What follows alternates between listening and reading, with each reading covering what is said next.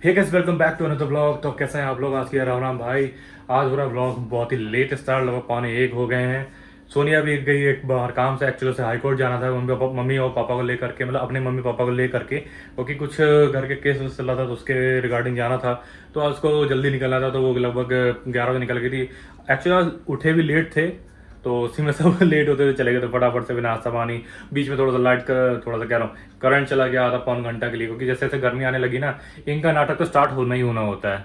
तो खैर ये तो हर जगह का ड्रामा है, तो खैर उसको छोड़ते हैं। दिल्ली में गर्मी स्टार्ट हो गई जैसे होली खत्म हुई। होली खत्म होने के बाद से भाई गर्मी स्टार्ट हो गई फुल फैन में भी। अब उस तरह का ठंडा नहीं लगता। अभी सुना था कि ऊपर मनाली में बर्फबारी हो गई है, रोहतांग के पास, अटल टनल के पास, तो थोड़ा सा यहाँ पे नीचे ठंडी हवाओं का दौर शुरू हुआ, वो भी रात में। तो थोड़ा ठंडक लगने लगी थी, लेकिन अभी फिर से वैसी मौसम आ गया। बाहर देखा तो अच्छी खासी धूप निकली हुई थी। पहले तो सोनिया ने बोला कि तुम भी चलो, मैंने कहा यार देखो मुझे अपना काम भी करना है, दूसरा प्लस चीज़ वहाँ पे मैं बैठा ही रहूँगा, फिर क्या फ़ायदा, मैं अपना काम कर लूँगा, वहाँ जा करके बैठना तो धूप वूप रहेगी, कहीं पार्किंग मिली नहीं मिली, धूप में बैठना तो दिक्कत हो जाएगी। तो उसने बोला हाँ ठीक है रहने दो, फालतू में कई जगह मतलब पार्किंग नहीं मिली तो फिर लेके कहाँ घूमते रहोगे गर्मी में, कहाँ है। तो क्योंकि दिल्ली हाई कोर्ट का जो एरिया है, सीपी का एरिया, वहाँ पार्किंग तो भसड़ है, मतलब मिलना ही मुश्किल हो जाता है। और ट्रैफिक पुलिस वहाँ पे अन्ना की तरह चौकन्ना रहती है, वो आपको कहीं इधर उधर लगाने नहीं देगी।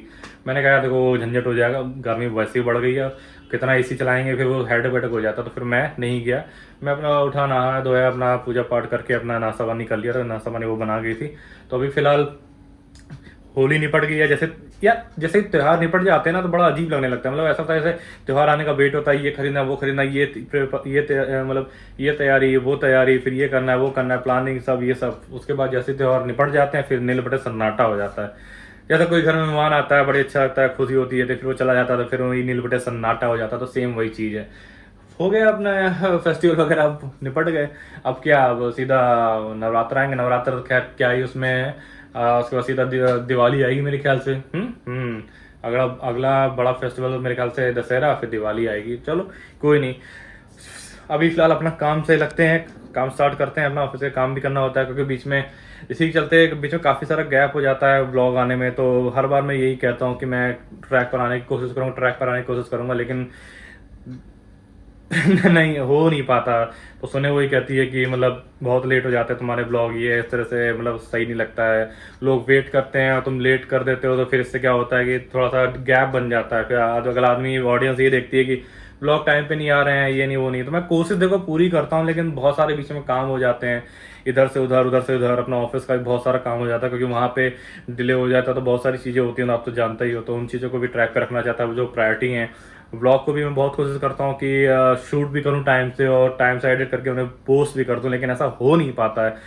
हर बार की तरह यही हो जाता है। लेकिन मैं फिर वही कहूँगा कि कोशिश पूरी रहेगी कि जल्दी से जल्दी ब्लॉग टाइम पर आने के ट्रैक पे रहें। लेट ना हो, इतना लेट ना हो कि 3-4 दिन हो जाते हैं ब्लॉग नहीं आ पाते हैं, 4-5 दिन हो जाते हैं। तो कोशिश करूँगा कि ट्रैक पर है। बाकी आप लोग सपोर्ट पूरा बनाए रखना, क्योंकि मेन तो मुझे सपोर्ट चाहिए, सपोर्ट से मोटिवेशन बहुत आता है।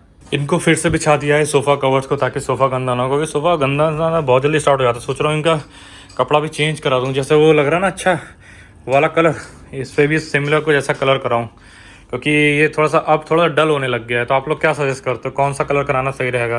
क्या वो सेम कलर इस पर अच्छा लगेगा या नहीं? तो प्लीज़ कमेंट में करके बताना यार, सजेस्ट करना कि इस पर इस वॉल पेंट के हिसाब से क्या कलर सही रहेगा। मेरे हिसाब से तो ये थोड़ा अब डल हो गया, तो अब या तो वही शायद दैट वन इज़ फिरोज़ी जो भी है वो करा दें, या क्रीम तो नहीं अच्छा लगेगा, या ब्राउन करा दें, डार्क ब्राउन, या चमकता हुआ वो पर्पल टाइप, जैसे इससे थोड़ा सा डार्क वगैरह रहता है। तो कमेंट करके बताना कौन सा सही लगेगा, क्योंकि हमें इसका भी चेंज कराना पड़ेगा। क्योंकि अब जहाँ तक देख रहे हैं ये थोड़ा सा डल होने लग गया है। वैसे तो मिट्टी से ये थोड़ा गंदे भी हो गए हैं। इनका एक बार ड्राई क्लीन कराऊंगा भी आने वाले कुछ दिनों में, क्योंकि एसी की सर्विसिंग वगैरह करानी, क्योंकि ये चल नहीं रहा है। चला था, चलते चल के जब बंद किया उसके बाद से ऑन नहीं हो रहा, तो उसको भी ठीक कराना है।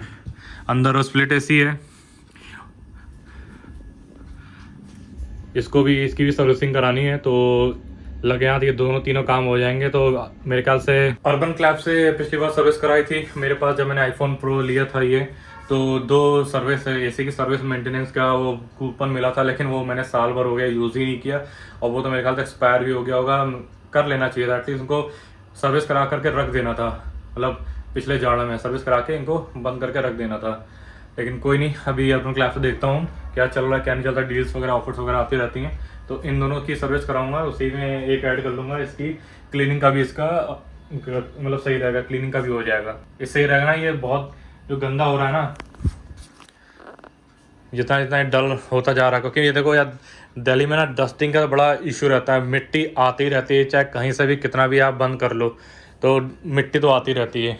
ये देखो कि मैंने कल ही परसों इस पर साफ़ किया होगा, ज़रा सा भी ऐसा करूँगा तो ये देखो डस्ट, क्या कर सकते, कुछ नहीं कर सकते भाई इसका, धूल मिट्टी का। तो इसीलिए इनको ड्राई क्लीन कराएंगे, ताकि ड्राई क्लीन में ही से ही साफ़ हो जाएगा। तो आता ना वैक्यूम वाला ड्राई क्लीन आता है सोफ़ों का, तो वो कर जाएगा। तो देखता हूँ, सोने तो बोलता हूँ कि कब कराना है इनको, क्योंकि अगले हफ्ते या उसके नेक्स्ट वीक देखते हैं, क्योंकि अभी 2-3 काम है। गाड़ी की सर्विसिंग करानी है, उसकी रबिंग पॉलिश करानी, क्योंकि उस पर होली का जो कलर था वो छूटा नहीं है, लाइट हो गया लेकिन वो छूटा नहीं है। वो मैकेनिक बोल रहा है कि ये रबिंग पॉलिश से ही जाएगा, तो बड़ा बोल अजीब लग रहा है, क्योंकि रबिंग पॉलिश तो करानी नहीं, क्योंकि ऑलरेडी 1 साल हो गया, हमने बीच में इसका कुछ काम नहीं कराया। हर बार सोचते थे इस बार कराएंगे तो बस वही टाल मटोल में चीज़ें चली जाती थी। तो उसकी रबिंग पॉलिशिंग भी करानी है, दूसरा सर्विसिंग करानी है, 2-3 चीज़ें उसमें लगवानी है एसेसरीज के तौर पर। तो ये काम है, तो अभी मैं सोच रहा था करा लूँ, लेकिन इधर उधर के उसमें अपने ऑफिस के काम में ये सब में टाइम नहीं मिल पाता। और कल मुझे अपने घर भी जाना है लखनऊ, तो क्योंकि मम्मी को भी लेकर के आना काफ़ी टाइम हो गया है। तो मैंने कहा कि मम्मी अब बहुत टाइम हो गया वहाँ रह ली, थोड़ा टाइम यहाँ भी रह लो। तो बोले ठीक है बेटा, अब एक बार जाड़े निकल जाए तो फिर उधर थोड़ा अप्रैल साइड में आते हैं, मौसम अच्छा हो जाएगा। मैंने कहा ठीक है। तो अब फाइनली वो टाइम आ गया है, अब अप्रैल भी स्टार्ट हो गया है, मतलब आज 1 तारीख हो गई है।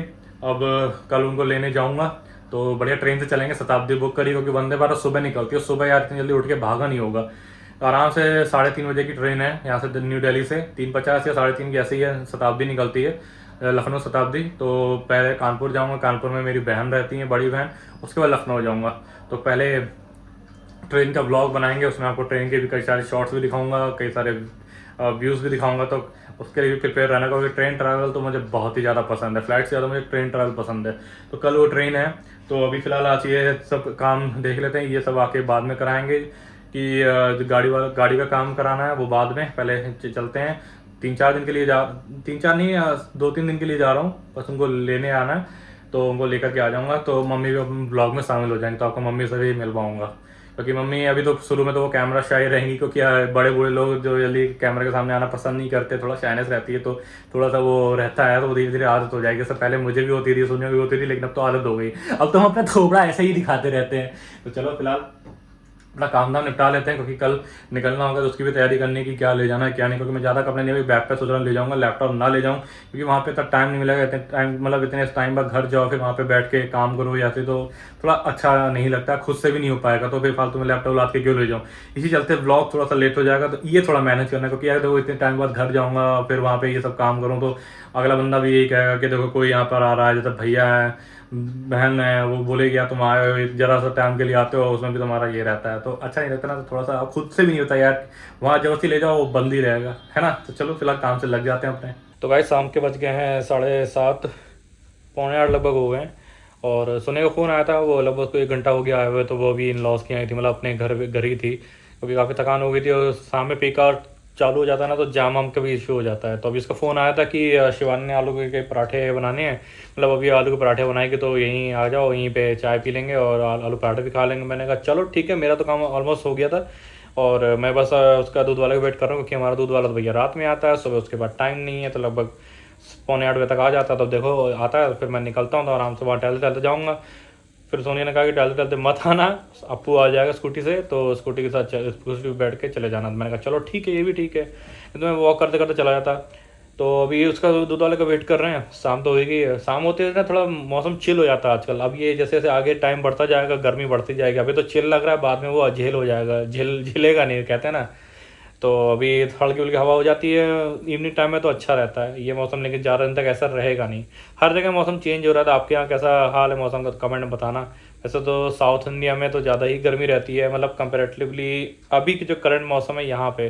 वैसे तो यहाँ आगे आने वाले समय में मई जून में तो बहुत बढ़ जाएगा, लेकिन साउथ में गर्मी उस तरह से रहती है, कांस्टेंट ही रहती है, क्योंकि वहाँ ठंडा तो पड़ता नहीं, तो गर्मी ही रहती है कांस्टेंट। बस ये है कि जब कभी मानसून का सीज़न रहता है तो अच्छा प्लेजेंट वेदर हो जाता है, ये चीज़ अच्छी लगती है वहाँ की। पर धूप बहुत तेज़ है, वो यहाँ भी हो जाती है, कहीं भागो भैया धूप तो मिलनी है। तो खैर फिलहाल अभी दूध वाले का वेट करते हैं, आज फटाफट से जाएंगे, आलू के पराठे दबाएंगे और फिर से ससुराल के रसगुल्ले दबाने को मिलेंगे, तो ये मौका कौन छोड़ेगा। चलो चलते हैं। तो गाइस घर आ गए खा पी कर आराम से। भाई आज इतने पराठे खा लिए, ऊपर से इतने गुलाब जामुन खा लिए हैं कि पेट एकदम टन हो गया है, लग रहा है हैवी हो गया है। थोड़ा वॉक किया, उसके बाद सीधा फिर घर आ गया। अभी बज गए लगभग 11:30। तो अभी थोड़ा सा देखेंगे अपना वीडियो थोड़ा बहुत, और रील्स वगैरह थोड़ा ब्राउज करेंगे, थोड़ा टीवी देखेंगे, गपशप मारेंगे, उसके बाद सो जाएंगे। तो कल निकलना है, तो अभी पैकेजिंग वगैरह तो की नहीं है, तो कल उठेंगे आराम से जल्दी, थोड़ा पैकिंग कर लेंगे, अपना खा पी के लंच करके फिर सीधा निकल जाएंगे न्यू दिल्ली स्टेशन के लिए। तो अभी फिलहाल आज का ब्लॉग यहीं पर एंड करते हैं। आई होप आज का ब्लॉग को पसंद आया होगा। तो क्या करना आपको तो पता ही है। सबसे पहले आपको सब्सक्राइब करना है, अगर हमने चैनल सब्सक्राइब नहीं किया है, कमेंट कर दो, लाइक कर दो, शेयर कर दो।